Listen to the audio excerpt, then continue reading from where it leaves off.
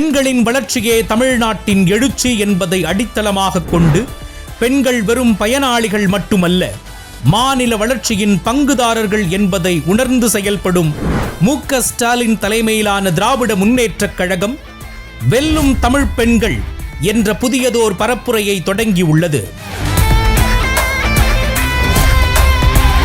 குடும்பத்திற்காக அரும்பாடுபடும் மகளிரின் சுயமரியாதையையும் உரிமைகளையும் காக்க முதலமைச்சர் மு.க. ஸ்டாலின் பார்த்து உருவாக்கிய திட்டங்கள் ஒவ்வொன்றும் முத்தானவை.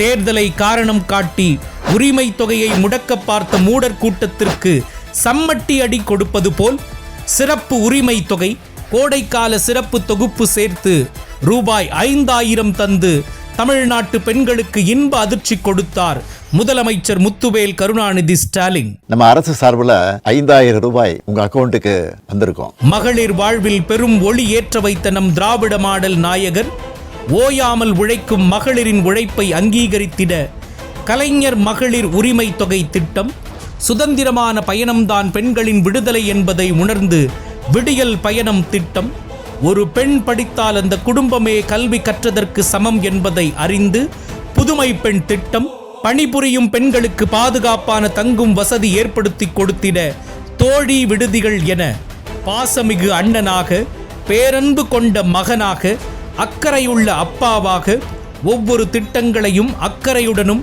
தொலைநோக்கு சிந்தனையுடனும் உருவாக்கி தந்துள்ளார்.